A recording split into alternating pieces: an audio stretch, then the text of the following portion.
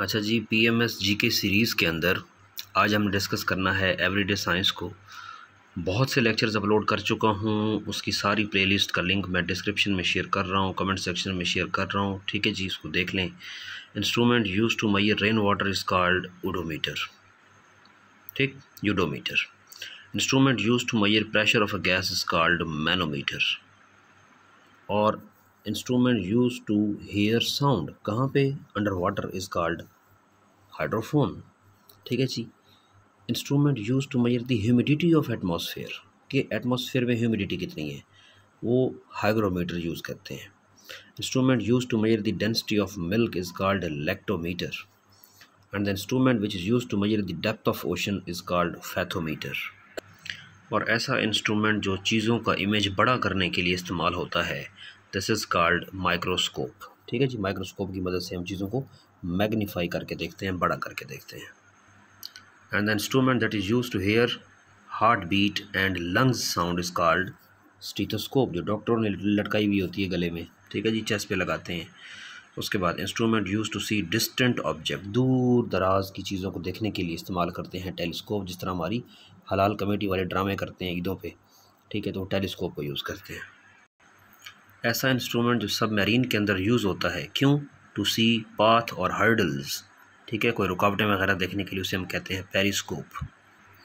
यहाँ पे एक और चीज़ बताता चलूँ, समंदर के अंदर किसी भी छोटे ऑब्जेक्ट को डिटेक्ट करने के लिए एक टेक्निक इस्तेमाल होती है अल्ट्रासाउंड की, जिसे हम कहते हैं sonar. It is sound navigation and ranging technique. ऐसा इंस्ट्रूमेंट जो अर्थक्वेक की इंटेंसिटी को मेजर करने के लिए इस्तेमाल होता है, उसे कहते हैं सिज्मोमीटर। फ्लो ऑफ एयर को चेक करने के लिए जो इंस्ट्रूमेंट इस्तेमाल होता है, उसे हम कहते हैं एरोमीटर।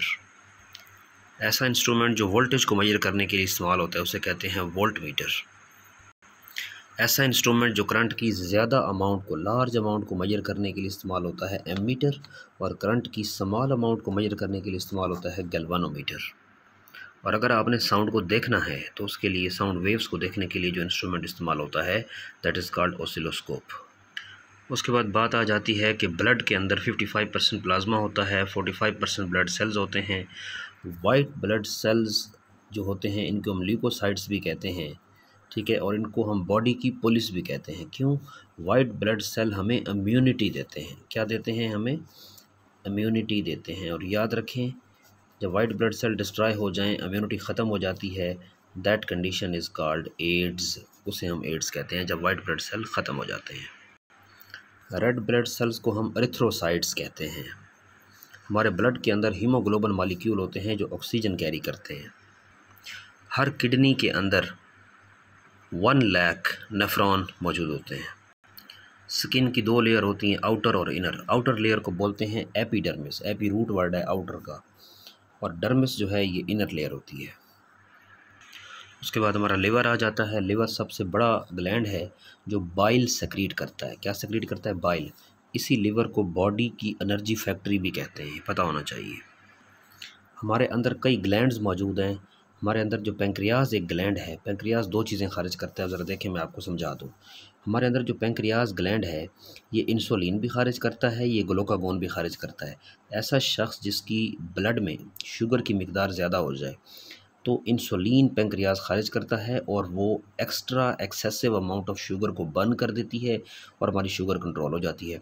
जब पेंक्रियाज इंसुलिन बनाना छोड़ दे, और कोई ऐसा शख्स जिसके ब्लड में क्या होता है कि शुगर लेवल बिल्कुल डाउन हो जाए, शुगर लेवल बिल्कुल डाउन हो जाए, वो शख्स मीठा यूज़ नहीं करता, उसका शुगर लेवल डाउन हो जाए, तो बॉडी को तो ज़रूरत है, तो फिर पेंक्रियाज खारिज करता है ग्लूकागोन। ग्लूकागोन लिख लें, ठीक है।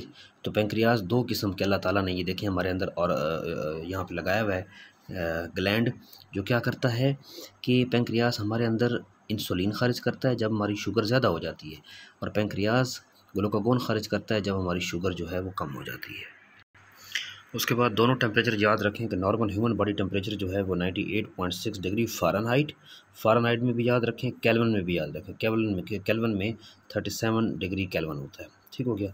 उसके बाद विटामिन ए, डी, ई और के जो होते हैं, ये फैट सॉल्युबल विटामिन होते हैं, ठीक है। जबकि विटामिन बी और सी जो हैं, ये वाटर सॉल्युबल विटामिन होते हैं। और एक और चीज़, विटामिन सी का एक दूसरा नाम भी होता है एस्कॉर्बिक एसिड, याद रखें। ठीक है जी। पूछ लेते हैं कि ऐसा कौन सा विटामिन है जो एसिड भी है, तो भाई वो विटामिन सी है। चलें अब आए हैं तो एक और चीज़ डिस्कस करते जाएं कि विटामिन के जो है वो ब्लड क्लॉटिंग में यूज़ होता है। ब्लड क्लॉटिंग के लिए विटामिन के इम्पॉर्टेंट है। ठीक है जी। विटामिन डी की कमी हो जाए तो बच्चों में रिकेट्स आ जाता है, हड्डियां कमज़ोर हो जाती हैं। विटामिन ए की कमी हो जाए तो मेरे रात का अंधापन हो जाता है। ठीक है जी। तो ये सारी चीज़ें हैं। उसके बाद क्विक हम रिव्यू ले लेते हैं। विटामिन सी को एस्कॉर्बिक एसिड भी कहते हैं। स्किन लार्जेस्ट आर्गन है। फीमर लार्जेस्ट बोन है हमारी। स्टेपीज़, मेलिकस इनकस स्टेपीज़, ये हमारी कान की हड्डियाँ होती हैं। सबसे छोटी हड्डी स्टेपीज़ है, सबसे बड़ी हड्डी फीमर है। ठीक है, मैंने पहले भी अपलोड किया हुआ है, आप देखें उसके अंदर प्लेलिस्ट के अंदर। तो ये सारी चीज़ें मैंने, ये बोन्स वहाँ भी आई थी। ठीक है। डेफिशिएंसी ऑफ आयरन हो जाए तो एनीमिया हो जाता है। डेफिशिएंसी ऑफ आयोडीन हो जाए तो गोइटर यानी गिलट की बीमारी हो जाती है। ठीक है, गले निकल आते हैं। Haemophilia is the bleeding disaster in which blood does not clot. ठीक है, हीमोफीलिया क्या है? जिसमें से खून के लोथड़े नहीं बनते। विटामिन के हेल्प करता है ब्लड क्लॉटिंग में, जो मैंने अभी पीछे बताया। विटामिन सी की कमी हो जाए तो स्कर्वी हो जाती है। ठीक है। अच्छा, विटामिन ए की कमी हो जाए तो डेफिशिएंसी ऑफ विटामिन ए हो जाए तो एक तो ग्रोथ नहीं होती, ब्लाइंडनेस भी हो जाती है, रात का अंधापन हो जाता है और स्किन भी ड्राई हो जाती है। विटामिन डी की कमी हो जाए तो एक तो बड़ों में जो है वो ऑस्टिमलेशिया हो जाता है, और बच्चों में जो होते हैं रिकेट्स की बीमारी, दोनों हड्डियों की बीमारी है। HCl हाइड्रोक्लोरिक एसिड है, हमारे स्टमक के अंदर होता है, जो खुराक के अंदर मौजूद जर्म्स जो हम खाते हैं, ठीक है जी, उसको किल कर देता है। Calcium is the most abundant mineral in the human body, पता हो कैल्शियम मोस्ट अबंडेंट मिनरल है ह्यूमन बॉडी के अंदर। ऑक्सीजन मोस्ट अबंडेंट एलिमेंट है in human body. Sun composed of 90% hydrogen, 8% helium, 2% other, पता होना चाहिए। ठीक है। मोस्ट अबंडेंट गैस जो सन के अंदर है वो हाइड्रोजन है। दो गैसेस कौन सी हैं सन के अंदर? हाइड्रोजन और हीलियम है। Blue colour is the shortest wavelength and the red colour has the longest wavelength, आपको पता होना चाहिए। लेज़र स्टैंड फॉर, लेज़र क्या होती है? Light amplification by stimulated emission of radiation. ठीक है जी। उसके बाद sulphuric acid is used in car batteries, ये कार बैटरीज के अंदर सल्फ्यूरिक एसिड यूज़ होता है उनको चार्जिंग करने के लिए। LED क्या है? Light emitting diode. LCD क्या है? Liquid crystal display. USB क्या है? यूनिवर्सल सीरियल बस। ये यार आपको पता होना चाहिए। ठीक है। उसके बाद देख लें जी, एक्रोफोबिया क्या होता है? जिसको हाइट से फियर हो बहुत ज़्यादा। ठीक है। अपेंडिक्स क्या होता है? Appendix is the part of large intestine, ये लार्ज इंटेस्टाइन में होता है अपेंडिक्स, आपको पता है। उसके बाद cerebrum is the largest part of brain.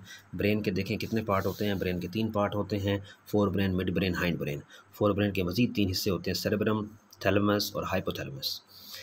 Hind brain के फिर 3 हिस्से होते हैं, सेरेबेलम, पॉन्स और मेडोला एब्लोंगेटा। मेडोला एब्लोंगेटा वाहिद पार्ट है जो जागता रहता है, कभी नहीं सोता, because it controls respiration and digestion.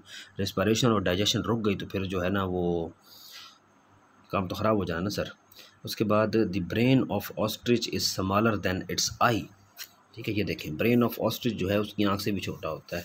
तो theory of expanding universe is given by Edwin Hubble. ठीक है। अच्छा, उसके बाद earth's atmosphere is composed of 78% nitrogen, 21% oxygen, 0.03% carbon dioxide, 0.9% argon. Helium is commonly used in balloon, उसका आपको पता होना चाहिए। उसके बाद जो पेंसिल का जो सिक्का है, ठीक है, पेंसिल का सिक्का वो मिल के बनता है जी, वो होता है ग्रेफाइट से। ग्रेफाइट कार्बन की किस्म है। ठीक है। उसके बाद helium is commonly used in balloons. ठीक है। Light year is the unit of distance. ठीक है। अच्छा, apiphobia is the fear of bees, api का मतलब बीज होता है। ठीक है। अच्छा, pyrophobia is the fear of fire, आग से डर लगना। ठीक है। Cynophobia is the fear of dogs. ठीक है जी, कुत्तों से डर लगना। तो ये सारी चीज़ें हैं। तो डिटेल में अभी इंशाल्लाह आप लोगों के साथ डिस्कस करने के लिए बहुत सी चीज़ें हैं भाई। ठीक है, इंशाल्लाह हम एक एक चीज़ को डिस्कस करेंगे। Stay tuned. Thank you.